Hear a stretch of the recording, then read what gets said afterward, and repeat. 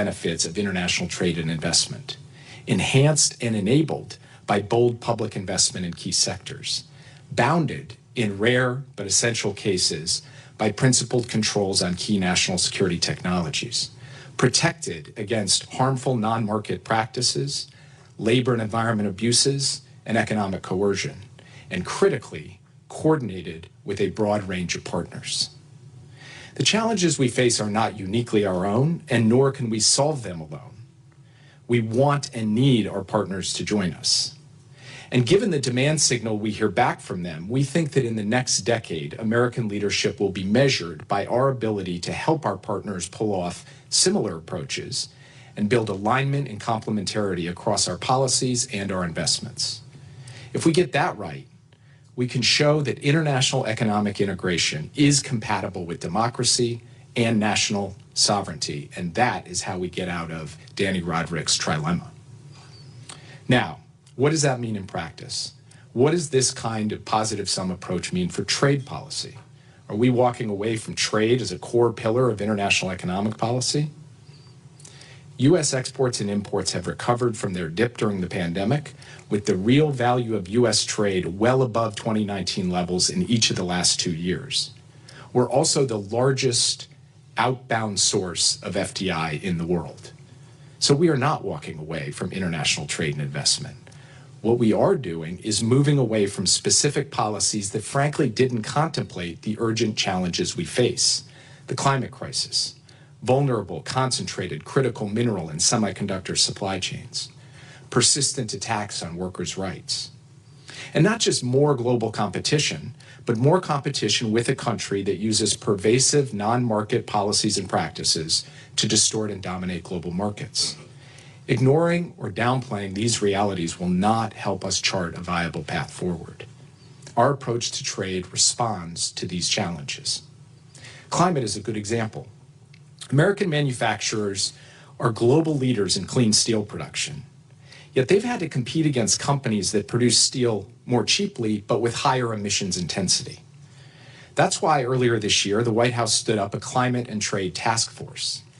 And the task force has been developing the right tools to promote decarbonization and ensure our workers and businesses engaged in cleaner production aren't disadvantaged by firms overseas engaged in dirtier, exploitative production.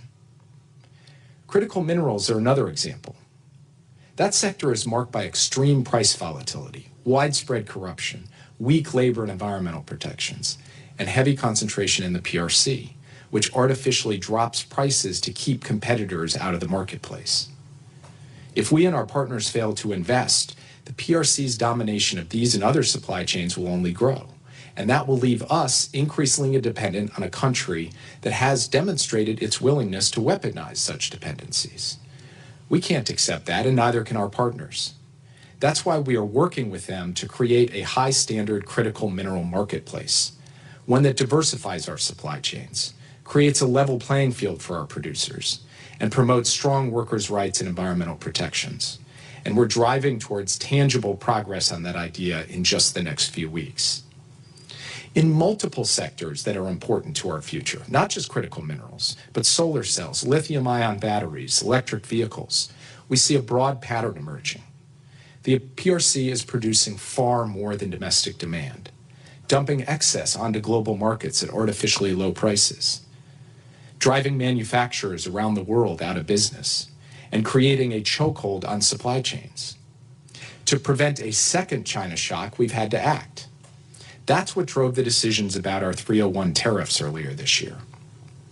Now, we know that indiscriminate, broad-based tariffs will harm workers, consumers, and businesses, both in the United States and our partners. The evidence on that is clear. That's why we chose instead to target tariffs at unfair practices in strategic sectors, where we and our allies are investing hundreds of billions of dollars to rebuild our manufacturing and our resilience. And crucially, we're seeing partners in both advanced and emerging economies reach similar conclusions regarding overcapacity and take similar steps to ward off damage to their own industries, from the EU to Canada to Brazil to Thailand to Mexico to Turkey and beyond. That's a big deal. And it brings me back to my earlier point. We're pursuing this new trade approach in concert with our partners. They also recognize we need modern trade tools to achieve our objectives. That means considering sector-specific trade agreements. It means creating markets based on standards when that's more effective. And it also means revitalizing international institutions to address today's challenges, including genuinely reforming the WTO to deal with the challenges I've outlined. And it means thinking more comprehensively about our economic partnerships. That's why we created the Indo-Pacific Economic Framework and the Americas Partnership for Economic Prosperity. It's why we also gave them such catchy names. Within IPEF, we finalized 3 agreements with 13 partners to accelerate the clean energy transition, to promote high labor standards, to fight corruption, and to shore up supply chain vulnerabilities before they become widespread disruptions. And within APEP, we're working to make the Western Hemisphere a globally competitive supply chain hub for semiconductors, clean energy, and more. And that leads to the next question I've often been asked in the last year and a half. Where does domestic investment fit into all of this? How does our positive sum approach square with our modern industrial strategy? The truth is that smart, targeted government investment has always been a crucial part of the American formula. It's essential to catalyzing private investment and growth in sectors where market failures or other barriers would lead to underinvestment. Somehow we forgot that along the way, or at least we stopped talking about it. But there was no plausible version of answers on decarbonization or supply chain resilience without recovering this tradition. And so we have. We've made the largest investment ever to diversify and accelerate clean energy deployment through the Inflation Reduction Act. And these investments are generating hundreds of billions of dollars in private investment all across the country. Rapid growth in emerging climate technologies like sustainable aviation fuels, carbon management, clean hydrogen, with investments increasing 6 to 15-fold from pre-IRA levels. This will help us meet our climate commitments. This will advance our national security. And this will ensure that American workers and communities can seize the vast economic opportunities of the clean energy transition, and that those opportunities are broadly shared. And that last part is crucial. The fact is that many communities hard hit in decades past still haven't bounced back. And the 2/3 of American adults who don't have college degrees have seen unacceptably poor outcomes in terms of real wages, health, and other outcomes over the last 4 decades. For many years, people assumed that these distributional issues would be solved after the fact by domestic policies. That has not worked.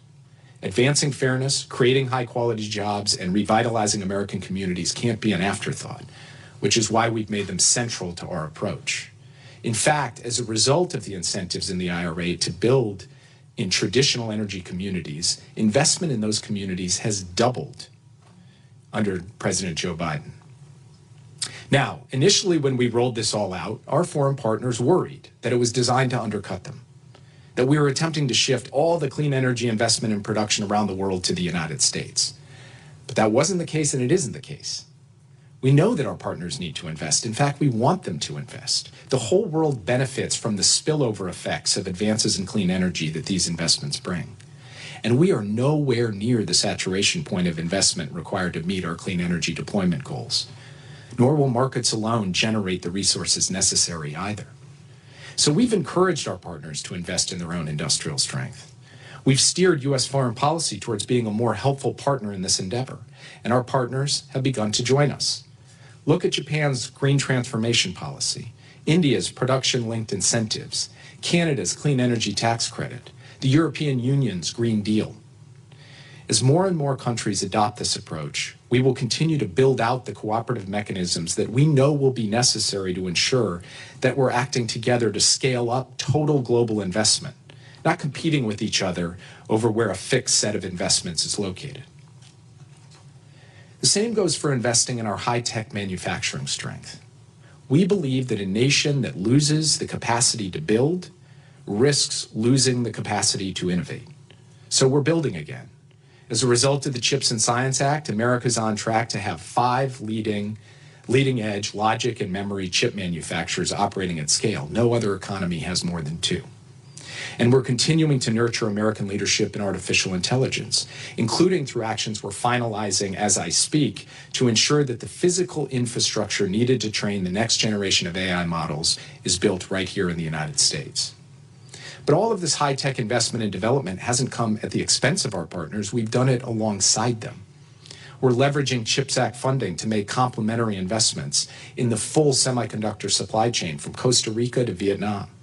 We're building a network of AI safety institutes around the world, from Canada to Singapore to Japan, to harness the power of AI responsibly. And we've launched a new quantum development group to deepen cooperation in a field that will be pivotal in the decades ahead. Simply put, we're thinking about how to manage this in concert with our allies and partners, and that will make all of us more competitive. Now, all this leads to another question that is frequently asked. What about your technology protection policies? How does that fit into a positive sum approach? The United States and our allies and partners have long limited the export of dual-use technologies. This is logical and uncontroversial. It doesn't make sense to allow companies to sell advanced technology to countries that could use them to gain military advantage over the United States and our friends. Now, it would be a mistake to attempt to return to the Cold War paradigm of almost no trade, including technological trade, among geopolitical rivals. But as I've noted, we're in a fundamentally different geopolitical context, so we've got to meet somewhere in the middle. That means being targeted in what we restrict, controlling only the most sensitive technologies that will define national security and strategic competition. This is part of what we mean when we say de-risking, not decoupling. To strike the right balance, to ensure we're not imposing controls in an arbitrary or reflexive manner, we have a framework that informs our decision-making. We ask ourselves at least 4 questions. 1, which sensitive technologies are or will likely become foundational to U.S. national security? 2, across those sensitive technologies, where do we have distinct advantages and are likely to see maximal effort by our competitors to close the gap? Conversely, where are we behind and therefore most vulnerable to coercion?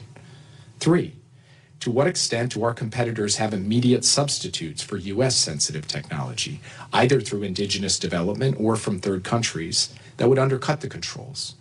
4, what is the breadth and depth of the coalition we could plausibly build and sustain around a given control? When it comes to a narrow set of sensitive technologies, yes, the fence is high, as it should be. And in the context of broader commerce, the yard is small, and we're not looking to expand it needlessly. Now, beyond the realm of export controls and investment screening, we will also take action to protect sensitive data and our critical infrastructure, such as our recent action on connected vehicles from countries of concern. I suspect almost no one here would argue that we should build out our telecommunications architecture or our data center infrastructure with Huawei. Millions of cars on the road with technology from the PRC, getting daily software updates from the PRC, sending reams of information back to the PRC, similarly doesn't make sense, especially when we've already seen evidence of a PRC cyber threat to our critical infrastructure. We have to anticipate systemic cyber and data risks in ways that, frankly, we didn't in the past, including what that means for the future Internet of Things. And we have to take the thoughtful, targeted steps necessary in response. This leads to a final kind of fundamental question. Does this approach reflect some kind of pessimism about the United States and our inherent interests? Quite the contrary. It reflects an abiding and ambitious optimism. We believe deeply that we can act smartly and boldly, that we can compete and win, that we can meet the great challenges of our time, and that we can deliver for all of our people here in the United States. And while it's still very early, we have some evidence of that. This includes the strongest post-pandemic recovery of any advanced economy in the world. There's more work to do, but inflation has come down. And contrary to the predictions that the PRC would overtake the U.S. in GDP either in this decade or the next, since President Biden took office, the United States has more than doubled our lead. And last year, the United States attracted more than 5 times more inbound foreign direct investment than the next highest country. We are once again demonstrating our capacity for resilience and reinvention. And others are noticing. The EU's Draghi report, published last month, mirrors key aspects of our strategy. Now, as we continue to implement this vision, we will need to stay rigorous. We will need, for example, to be bold enough to make the needed investments without veering into unproductive subsidies that crowd out the private sector or unduly compete with our partners. We're clear-eyed that our policies will involve choices and trade-offs. That's the nature of policy. But to paraphrase Sartre, not to choose is also a choice, and the trade-offs only get worse the longer we leave our challenges unchecked. Pointing out that it's challenging to strike the right balance is not an argument to be satisfied with the status quo. We have tried to start making real a new positive sum vision, and we have tried to start proving out its value. But we still have our work cut out for us. So I'd actually like to end today with a few questions of my own, where our answers will determine our shared success. First, will we sustain the political will here at home to make the investments in our own national strength that will be required of us in the years ahead? Strategic investments like these need to be a bipartisan priority, and I have to believe that we'll rise to the occasion, that we won't needlessly give up America's position of economic and technological leadership because we can no longer generate the political consensus to invest in ourselves. There is more we can do now on a bipartisan basis. For example, Congress still hasn't appropriated the science part of CHIPS and Science, even while the PRC is increasing its science and technology budget by 10% year on year. Now, whether we're talking about investments in fundamental research or grants and loans for firms developing critical technologies, we also have to update our approach to risk. Some research paths are dead ends. Some startups won't survive. Our innovation base and our private sector are the envy of the world because they take risks. The art of managing risk for the sake of innovation is critical to successful geostrategic competition. So we need to nurture a national comfort with, to paraphrase FDR, bold and persistent experimentation. And when an investment falls short, as it will, we need to maintain our bipartisan will, dust ourselves off, and keep moving forward. To put it bluntly, our competitors hope we're not capable of that. We need to prove them wrong. We need to make patient, strategic investments in our capacity to compete. And we need to ensure fiscal sustainability in order to keep making those investments over the long term. Second question, will we allocate sufficient resources for investments that are needed globally? Last year here at Brookings, I talked about the need to go from billions to trillions in investment to help emerging and developing countries tackle modern challenges, including massively accelerating the speed and scale of the clean energy transition. We need a Marshall Plan-style effort, investing in partners around the world and supporting homegrown U.S. innovation in growing markets like storage, nuclear, and geothermal energy. Now, trillions may sound lofty and unachievable, but there is a very clear path to get there without requiring anywhere near that level of taxpayer dollars. And that path is renewed American leadership and investment in international institutions. For example, at the G20 this fall, we're spearheading an effort that calls for the international financial institutions, the major creditors in the private sector, to step up their relief for countries facing high debt service burdens so they too can invest in their future. Or consider the World Bank and the IMF. We've been leading the charge to make these institutions bigger and more effective, to fully utilize their balance sheets and be more responsive to the developing and emerging economies they serve. That has already unlocked hundreds of billions of dollars in new lending capacity at no cost to the United States. And we can generate further investment on the scale required with very modest U.S. public investments and legislative fixes. That depends on Congress taking action. For example, our administration requested $750 million from Congress to boost the World Bank's lending capacity by over $36 billion, which, if matched by our partners, could generate over $100 billion in new resources. This would allow the World Bank to deploy $200 for every $1 the taxpayers provide. We've asked Congress to approve investments in a new trust fund at the IMF to help developing countries build resilience and sustainability. Through a U.S. investment in the tens of millions, we could enable tens of billions in new IMF lending. And outside the World Bank and the IMF, we're asking Congress to increase funding for the Partnership for Global Infrastructure and Investment, which we launched at the G7 a couple of years ago. This partnership catalyzes and concentrates investment in key corridors, including Africa and Asia, to close the infrastructure gap in developing countries. It strengthens countries' economic growth. It strengthens America's supply chains and global trusted technology vendors. And it strengthens our partnerships in critical regions. The private sector has been enthusiastic. Together with them and our G7 partners, we've already mobilized tens of billions of dollars, and we can lever that up and scale that up in the years ahead with help on a bipartisan basis from the Congress. We need to focus on the big picture. Holding back small sums of money has the effect of pulling back large sums from the developing world, which also, by the way, effectively cedes the field to other countries like the PRC. There are low-cost, common-sense solutions on the table, steps that should not be the ceiling of our ambitions, but the floor. And we need Congress to provide us the authorities and the seed funding to take those steps now. Finally, will we empower our agencies and develop new muscle to meet this moment? Simply put, we need to ensure that we have the resources and the capabilities in the U.S. government to implement this economic vision over the long haul. This starts by significantly strengthening our bilateral tools, answering a critique that China has a checkbook and the U.S. has a checklist. Next year, the United States is going to face a critical test of whether our country is up to the task. The DFC, the Exim Bank, and AGOA, the African Growth and Opportunity Act, are all up for renewal by Congress. This provides a once-in-a-decade chance for America to strengthen some of its most important tools of economic statecraft. And think about how they can work better with the high-leverage multilateral institutions I just mentioned. The DFC, for example, is one of our most effective instruments to mobilize private sector investments in developing countries. But the DFC is too small compared to the scope of investment needed, and it lacks tools our partners want, like the ability to deploy more equity as well as debt. And it's often unable to capitalize on fast-moving investment opportunities. So we put forward a proposal to expand the DFC's toolkit and make it bigger, faster, nimbler. Another gap we need to bridge is to make sure we attract, retain, and empower top-tier talent with expertise in priority areas.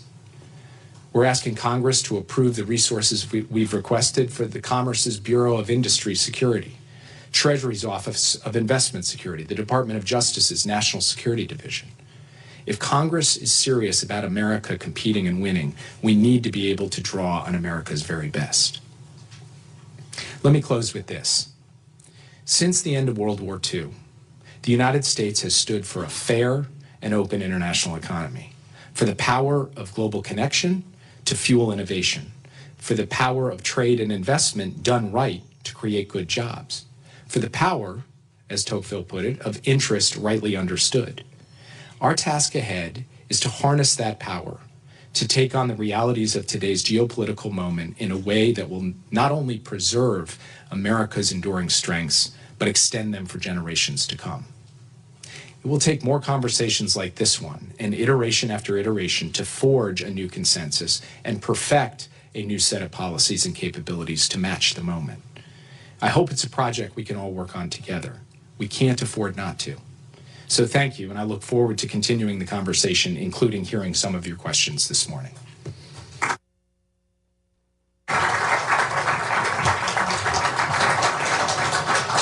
Well, thank you very much for that, Jake. And it seemed to be fair that you posed all the questions and then answered them before I got the chance to ask any. Let me start. You mentioned at one point trade-offs, and you did mention the word consumers once. But how do you, there are costs to this. In order to have a more resilient supply chains, in order to have stronger national security, in order to maintain a technological lead over China, you are asking the American people to pay a cost. We will pay more for EVs. We will pay more for solar energy. We will lose some of the benefits that we get from the competition that comes from globalization. How do you weigh those costs? How do you weigh those trade-offs when you're deciding which policies to pursue? Well, first of all, any policy of any kind involves trade-offs, because you can't just go to a corner solution. A corner solution would be, don't worry at all about national security. Corner solution would be, don't worry at all about consumers. We don't believe in that. We believe in worrying about both, and therefore, inherently, you're producing trade-offs. The sanity of a policy actually rests in the fact that it is grappling with trade-offs and tensions. And pointing that out is not an argument, well, let's just keep doing what we were doing before. That's kind of one of the points I was making in the speech. Now, as I also said, we believe that just broad-based indiscriminate tariffs do harm consumers. They harm businesses, they harm productivity, and we aren't for those. So the way we think about it is, where are the strategic sectors where actually revitalizing American manufacturing and innovation capacity will have long-term benefits that go beyond just the growth of those industries, but will deliver actual benefits to actual communities and actual humans across the United States. And that's what's behind the IRA. That's behind the targeted steps we took on the 301 tariffs earlier this year. And that's behind the kind of approach that we are trying to put forward. It is fundamentally with the American worker, working family, middle-class family in mind that we are trying to take these steps. And that family cares about affordability, they care about their security and safety, they care about having good paying jobs and vibrant communities, and they care also about going through an effective clean energy transition and meeting the moment on the climate crisis. To do all of that means trying to design a policy that can be honest and transparent about the approach and the trade-offs, and then try to balance them effectively in a way that delivers on the kind of ambition that I've laid out in this speech. You described the imperative to have tariffs strategically employed, yet the administration maintained all of the Trump tariffs, including those on things like clothing and toys from China. Wouldn't it have been a good symbolic gesture to lift those to show that you're really being strategic on tariffs and not just punitive?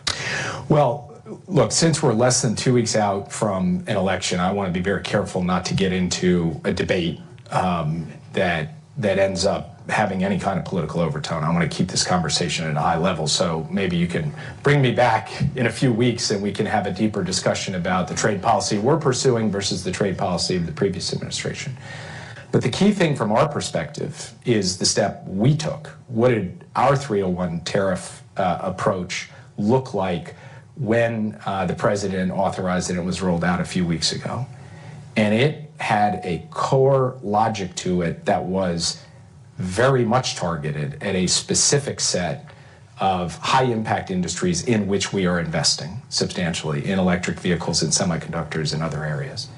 So from our perspective, that is the right model, the right way to go forward, and that is the stamp that the Biden administration has put on the question of how to deploy tariffs in a smart and strategic way. And by the way, if you look at the European Union, you look at other countries that I listed in my speech across multiple continents, they are taking a similar approach because they too recognize the fundamental threat to their industries, their vitality, from the kind of overcapacity that we've seen from the PRC in these key sectors. So one thing that you sort of described in rather broad terms was the need for more public investment in the United States beyond what we've done in the IRA and the CHIPS and Science Act. And it sounded like you think that you talked about the need for risk-taking, and which we think the private sector in the U.S. is pretty good at, maybe sometimes takes too many risks. But are you thinking that the U.S. government needs to have some way to invest, say like Temasek or Mubadala, in order to protect our key industries and invest in things that the private sector is underinvesting in? Well, we are discussing what additional tools and authorities the U.S. government could have for certain critical strategic investments. Whether it's, for example, if we were in a real pinch and we needed to acquire critical minerals for a national security purpose, just to provide one example. Now, this is a complex question. We are working through some formulas and some thinking on that involves a broad-based interagency conversation, and you can imagine there are multiple different perspectives for how to do it. But there is a broad consensus that the United States, from the perspective of thinking about its access to key inputs on a global basis for our national security, that there are additional tools and authorities we could use to be able to accomplish that. But that's not centrally what I meant when I was describing the appetite for risk-taking. What I meant was that we have a long history of investing in scientific researchers at universities and think tanks around the country. Sometimes those investments bring about Nobel Prizes. In fact, the major science Nobel Prizes this year that were just awarded were to people who had gotten grants from our National Science Foundation. Sometimes those investments reach dead ends, and we become comfortable with that. But I think in an increasingly politicized and charged environment, the question of our ability to do investment in research and investment in strategic sectors like clean energy or like semiconductors, it does bring about it inherently an element of risk, and we have to recognize that and not say the first time there's some setback, the whole thing's got to be abandoned. That whole project has to be abandoned. So that point about risk applies to the things that we are currently doing. It also would apply in the case of additional capacity to make strategic investments, which is something that we're looking at but not prepared to kind of roll out a full plan on because it's still the subject of intense conversation within the government. But what's the problem you're trying to solve? That there's not enough capital in some of these strategic sectors and that we need to put public capital into them, or? So one of the problems that we'd be trying to solve, there's a number, but one of the key ones would be an acute market failure at a moment of acute strategic need. Right. That would be one. So we need, how would we do that, for example? And maybe stockpiles is the answer, or maybe it's stockpiles plus some investment tools. These are the kinds of questions that we're asking ourselves, and that's the main thrust of what we are trying to pursue. So this is the time of year where the International Monetary Fund puts out a lot of words. Sometimes I think they must get paid by the word. And there's a tone to what they're saying that is, I think, comes in two different pieces. One is Pierre-Olivier Gourinchas said in his statement on the World Economic Outlook that, I'm sure you'll agree with this, that where industrial and trade policy measures can sometimes boost investment and activity in the short run, they often lead to retaliation and fail to deliver sustained improvements in standards of living. They should be avoided when not carefully addressing well-identified market failures or narrowly defined national security. Sounds like you could have written those words. But they also warn that somehow we're moving to a world in which the world economy is increasingly fragmented. Not only that we are showing other countries that we are willing to erect trade barriers where we didn't have them for the reasons you laid out. And as you point out, now the other countries are doing the same. But similarly, in flows of finance and stuff, the world is fragmenting, and they warn that this could lead to lower growth over time. Is that a concern you have, or you just think that's a cost we have to pay in order to get the goals that you elaborated? So my view is that the sentence you just read, it's kind of like almost the flip side of the coin of the speech I just gave. It's putting the risks we need to manage, and then comma, but we kind of still need to do it, as opposed to we need to kind of do it, comma, but we need to manage the risks, which is our thinking. It's like we need an answer, right? And anyone who says, well, this isn't quite the answer, I think does have a responsibility to come forward and lay out how do we meet the challenges I laid out, which I think are basically indisputable. Challenges relating to the clean energy transition, to the rise of a massive non-market economy that destroys global economic integration, challenges of geopolitical competition, challenges of fractured supply chains and economic coercion. So those are all challenges we've seen, all challenges we need to deal with. So if this isn't the answer, you have to have an alternative answer. And my argument, and that answer has to be sustainable economically, geopolitically, and politically. actually also in this country and in many countries around the world. And so, from my perspective, what we are trying to do is to take steps that we think can address those challenges while being clear-eyed about stating and then managing for the risks that you just laid out. And the remarks I gave today, really in the key areas of trade, investment, technology, are attempting to do that. And that is going to require iteration. It is going to require a constant effort to ensure that we are being rigorous. And I made the point in my speech that we have to ask ourselves the question repeatedly, how do we do bold public investment without doing it in a way where actually we're just crowding out private investment or just competing with partners over a fixed set of investments? How are we actually growing the pie, so to speak?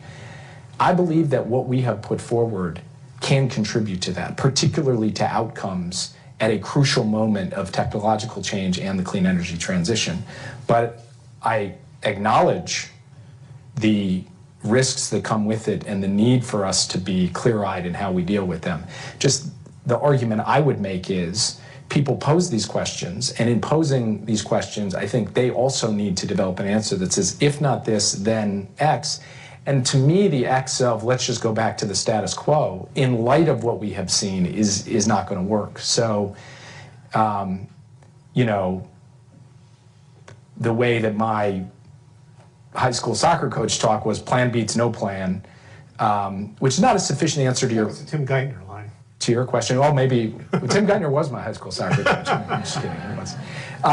So that's not a sufficient answer to your question, but I think it's an important part of this ongoing conversation. All right, let me ask one more question before I turn to the audience. So let's look ahead, say 5 years, and I have a very clear idea of the American economy that you imagine if this works. You know, broadly shared prosperity, we have strong innovation, we are moving towards a clean energy transition. But let's think about China. What is it that your goal is that China would be like in 5 years in our relationship with them?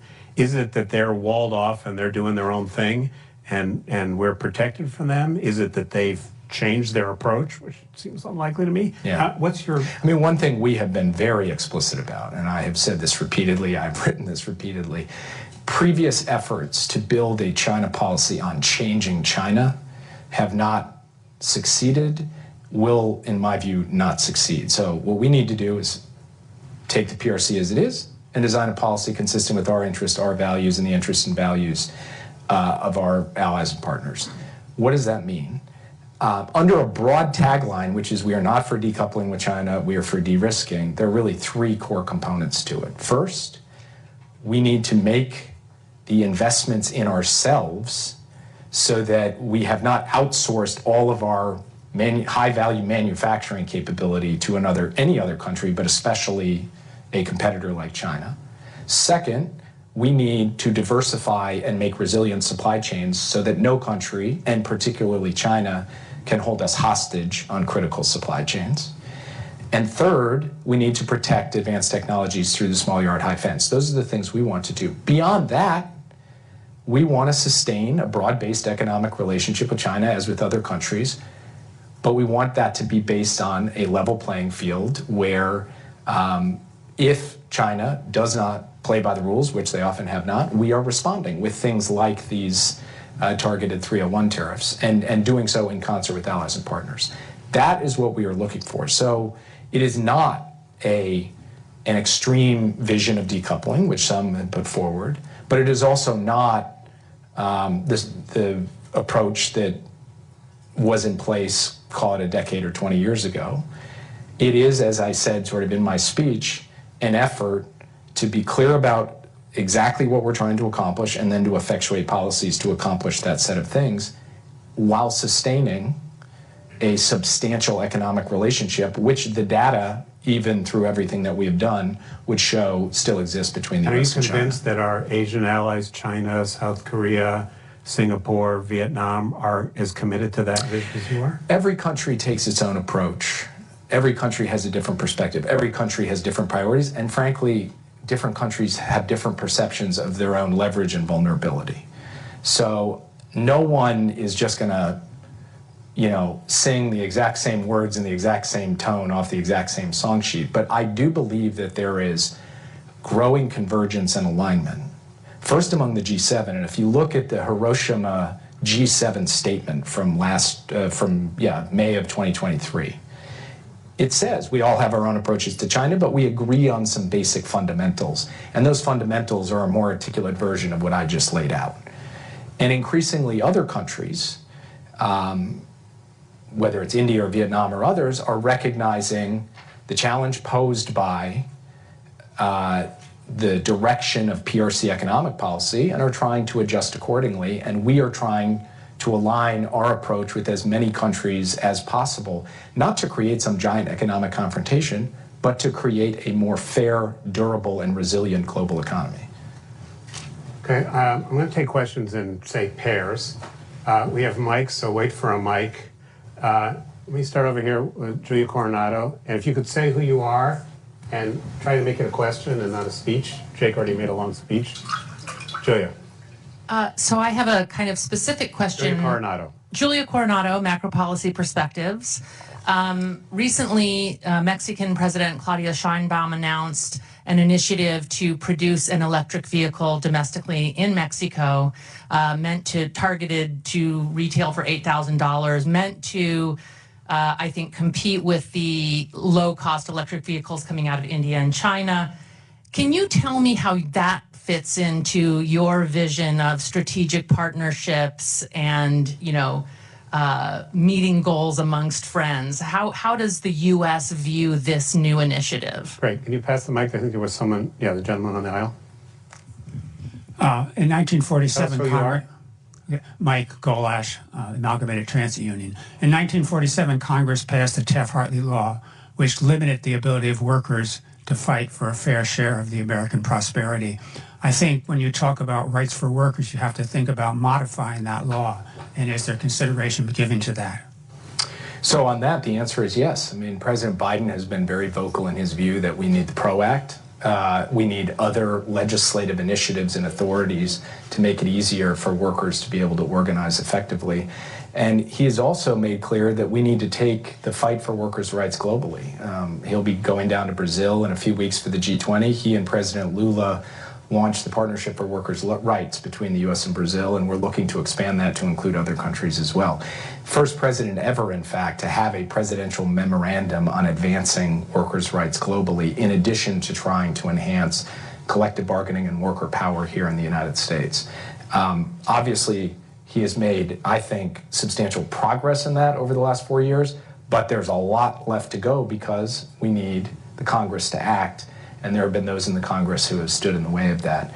I've not seen the specific proposal with respect to these electric vehicles, so I don't want to get ahead of my skis in trying to characterize or address it. I would just say that USMCA was passed on a bipartisan basis. One of the questions embedded in the discussion over USMCA, and in particular what will be required to update it when it comes up for updating here in the near term, is to what extent is the North American supply chain, how are the rules of origin being set, and how do players like the PRC play into an auto supply chain in a place like Mexico? That's something we will have to take a close look at. And then, to what extent are we ensuring that the promise of USMCA with respect to workers' rights in particular, through things like the rapid response mechanism, actually being vindicated and effectuated in a way that there isn't an unfair playing field that needs to be addressed? So we will look at all of those things and frankly have had and will continue to have, I think, quite robust conversations with our Mexican counterparts as well as our Canadian counterparts about how we truly vindicate a vision of a North American economic platform that is a level playing field, and that is one that delivers on high standards. Would you object to importing cheap, high-quality EVs if they weren't Chinese? I mean, the U.S. currently imports cars. Not very many EVs, but yeah. And that same is true, EVs, not EVs. What I want to make sure that we do is that we have a competitive industry in the United States that I think has huge positive Keep talking. Sorry. Okay. But I'm not looking to wall the United States entirely off. I just want to make sure that, yeah. Let's take a couple over here.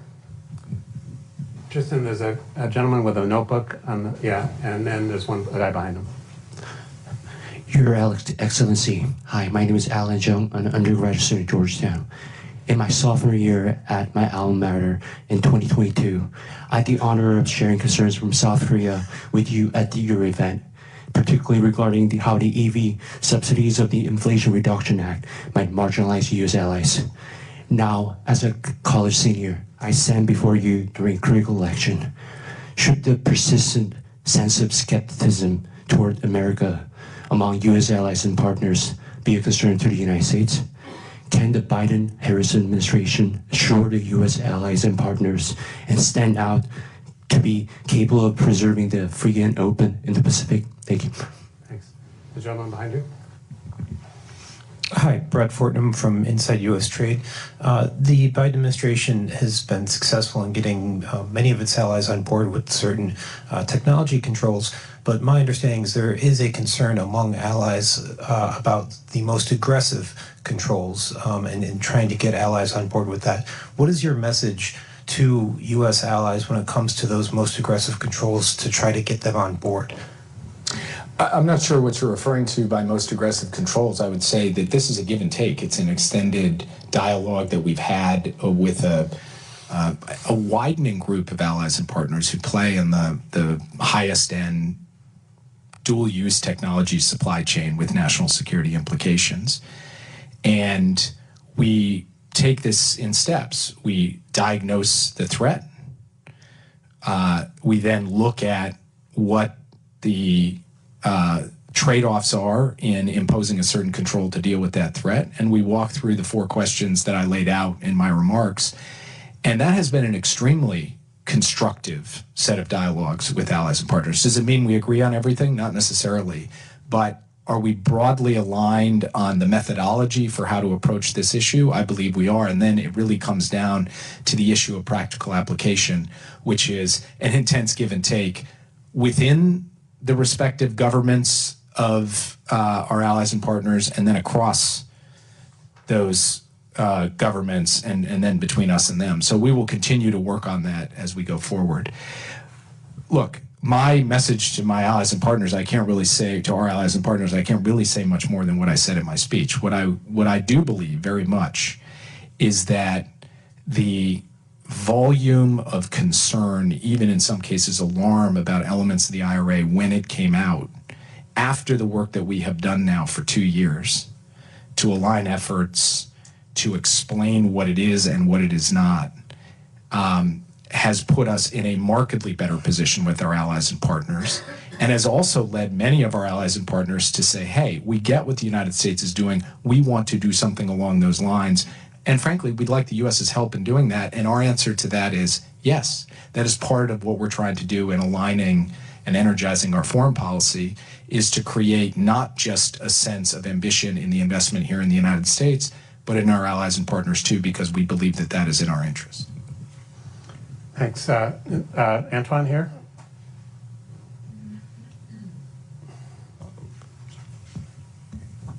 Antoine van Akmal, Brookings Trustee. Very interesting, thank you. As you know, some of the public investment in the past has been wildly successful, from Google to putting a man on the moon, in terms of incentivizing innovation and now strength and resilience. I personally believe, having visited after your speech the fabs in Phoenix, that the same eventually will be true there. My question is, why is it, and I've never understood, venture capitalists take 20% of the upside? Public investment doesn't. Why is that? It would be a great way to fund science and investment in the future. And there's still plenty left for the entrepreneurs. Thanks. Just on the woman on your right there, in the red. Thank you. Rustan Shalia, I'm from Georgia, journalist.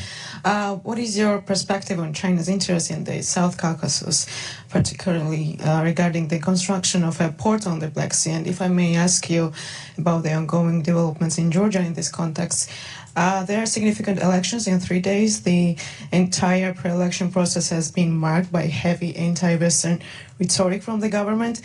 What is your expectation? Thank you. In this time?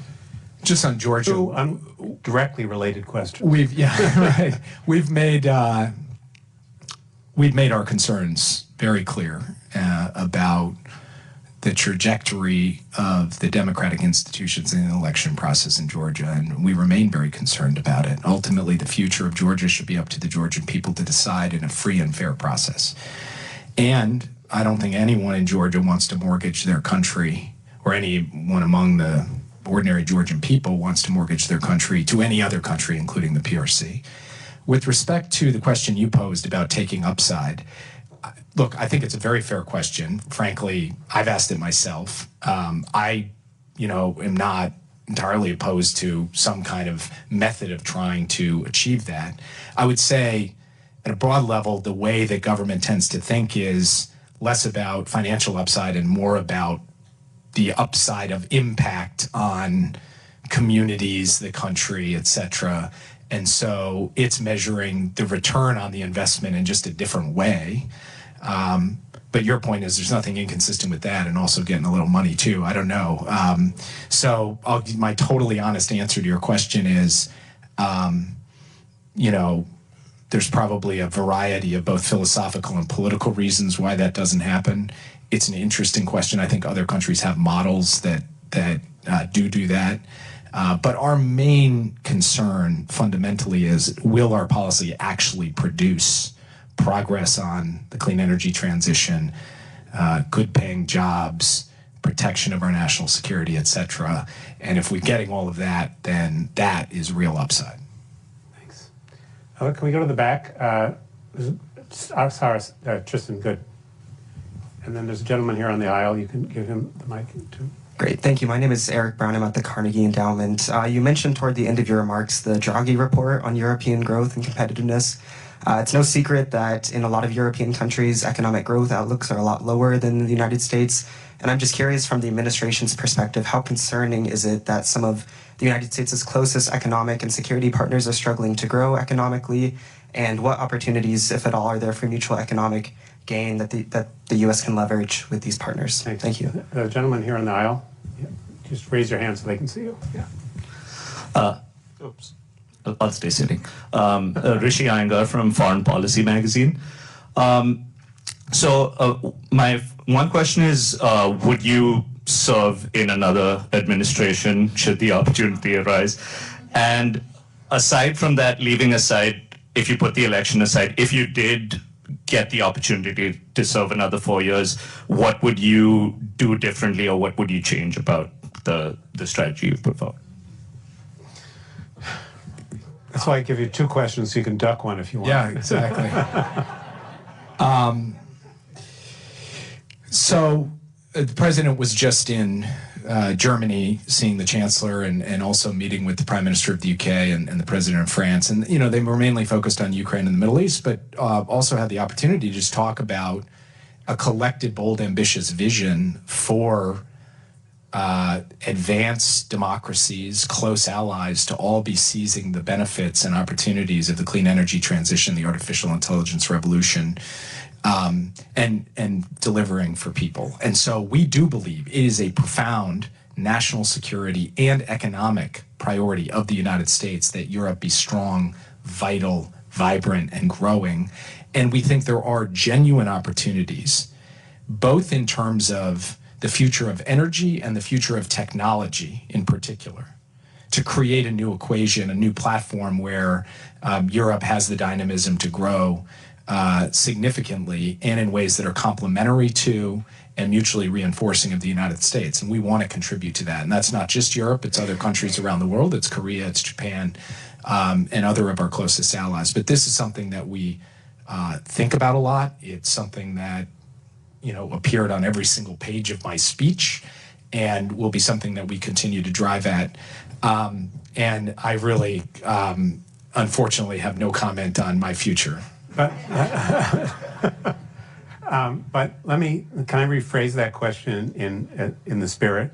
So your speech in April 2023, some people criticized, and I took some of your tone today as saying that in some respects you think people misunderstood. So what was it that you want to make sure that what was the misunderstanding, if any, that you thought people took away from your previous speeches that you're trying to correct? Well, there was a really robust, even sometimes raucous debate that came out of that speech, and some of it was extremely positive, some of it was quite critical, some of it was everything in between. So it's not really, I was like, oh, there's that misunderstanding I need to deal with. Rather, I think in, as you can tell, quite a linear way. And I say, you don't just walk out, give a speech and say, okay, now let's let that flow for the next 20 years and see what happens. It's, as I said, iteration and reflection. It's a conversation, it's a back and forth. We have to move into a new set of approaches based on the new reality, geopolitical and economic, that we confront. So what I was trying to do today is basically say, it's been a year and a half. We've had experience. We put points on the board. We've confronted tensions and trade-offs. And I've heard this conversation continue, not just here in the United States, but globally. Let me come back and add my next iteration of the conversation. So I'm not trying to respond to a particular criticism or clarify a particular misunderstanding. I'm trying to say, this is good government. This is what we should do to make policy better. So come, put this out, now hear what people have to say to that, come again, put it out, keep doing that. If that's how we iterate our way to something sustainable and strong over time, that would be great. Probably the thing I'd most like to leave people with is the status quo is not a sufficient answer.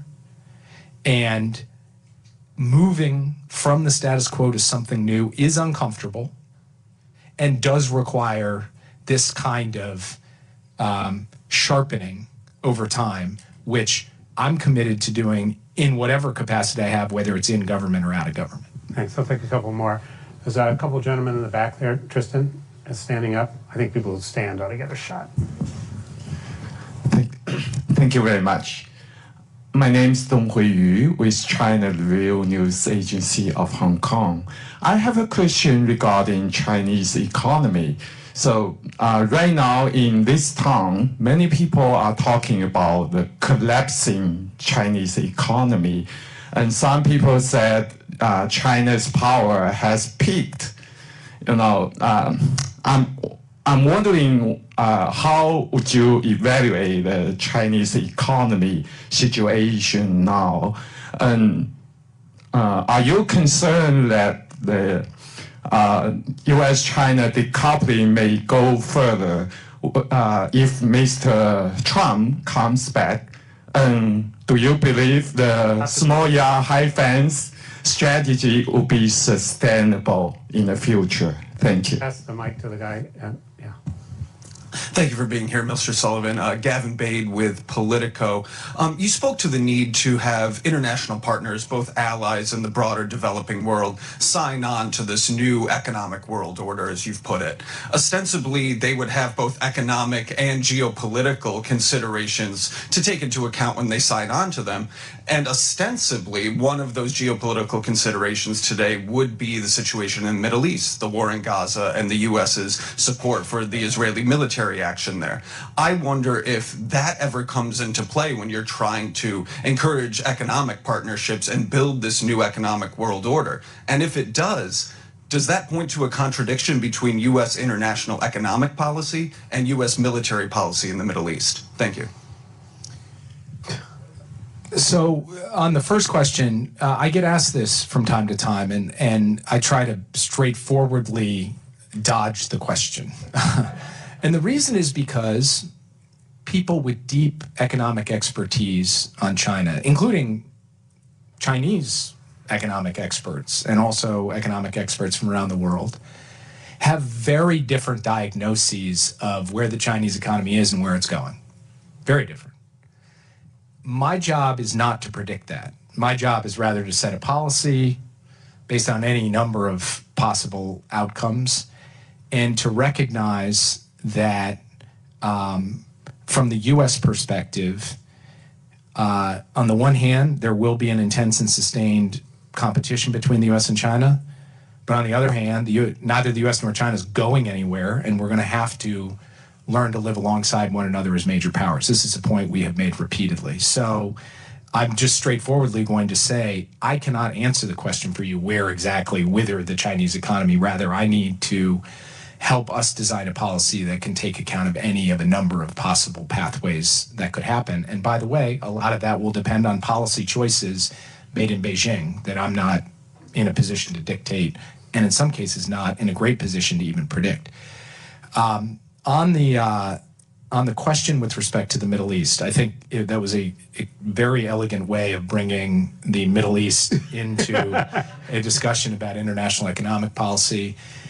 Look, all I can say is when we sit down and engage with countries, whether it's allies or countries in the global south, our conversations run the entire spectrum, to include sharing our respective views and perspectives on evolving events in the Middle East.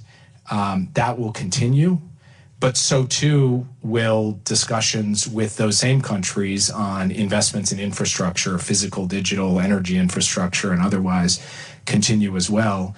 And that's just a feature of U.S. foreign policy at any given point in any decade where we might have differences of perspective on a particular issue with other countries. I can't think of a country in the world, even our very closest allies, on which there isn't a range from total alignment to total disagreement across the full sweep of things that we work on in our relationships. Great. So I think we're going to close it now. I want to thank everybody for coming, and thank you particularly, Jake, for your time. If I could ask you to stay in your seats until Jake leaves, and also if you have coffee cups or papers at your feet, to put them in the garbage can at the bottom. So thank you very much.